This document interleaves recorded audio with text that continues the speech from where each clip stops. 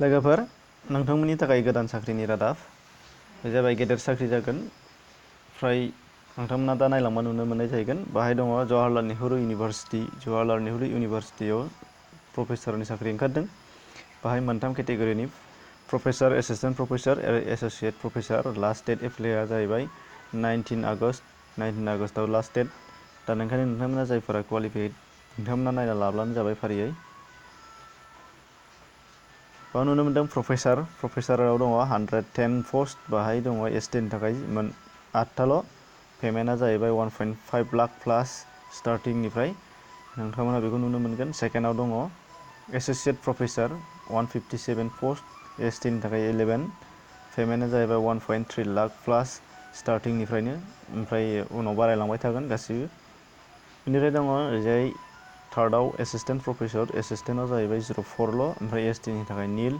पेमेन्टआ जाहैबाय 57,000 प्लास जागोन स्टार्टिंनिफ्राय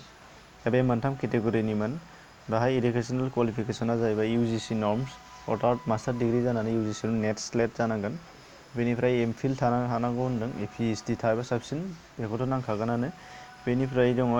एप्लिकेसन फिसआ 1000 मोन बेनिफ्राय 1000आव एसटिनि थाखाय चान्स दङ नो फिस फैसा होनाङा एसटिनिफ्रा बेनिफ्राय दङ फारियै अरिजिनेल एडभार्टाइजमेन्टनि लिंक नोंथांमोना जायफ्रा गोसो दं नोंथांमोना लिंक दङ डिसक्रिपसनाव लिंक हाबनानै नायबानो जाबाय अरिजिनेल एडभार्टाइजमेन्ट जवाहरलाल नेहरू इउनिभारसिटिनिफ्रायनो होनाय दङ बाहाय गासिबो डिटेल्स एस'सिएटनिया आलादा एडभार्टाइजमेन्ट क्वालिफिकेसन नांगौ मा नांगौ बबे डिपार्टमेन्टआव नांगौ बे गासिबो दंजोबो बाहाय डिपार्टमेन्ट मेनसन खालामनाय जायाखैमोन आङो ओंखायनो अरिजिनेल लिंकआव नायबानो जाबाय एस'सिएट प्रफेसर बिदिनो आरो मोनसेया जाहैबाय एसिस्टेन्ट प्रफेसर बिसोर मोननैनियावबो गावबागाव केटेगरि वाइज डिपार्टमेन्ट वाइजै बाहाय होनाय दङ एडभार्टाइजमेन्टआव नोंथांमोना अरिजिनेल लिंकआव हाबनानै नायबानो जाबाय ओमफ्राय दानिया नोंथांमोना बाहाय जायफोरा एप्लाइ खालामनो नागिरगोन अनलाइन एप्लाइ नोंथांमोना बाहायबो अरिजिनेल एप्लाइ खालामनायनि लिंकखौबो बाहायनो मोननाय जागोन डिसक्रिपसनाव हाबनानै थाबानो जाबाय होमब्लानो मोननाय जाहैगोन अब्ला लोगोफोर नोंथांमोननि थाखाय दिनैनि जानाखि साख्रिनि रादाबमोन बेनोमोन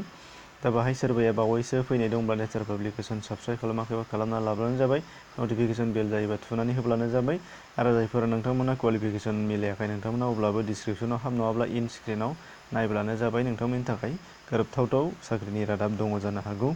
एसेनोसै गोजोन्थों।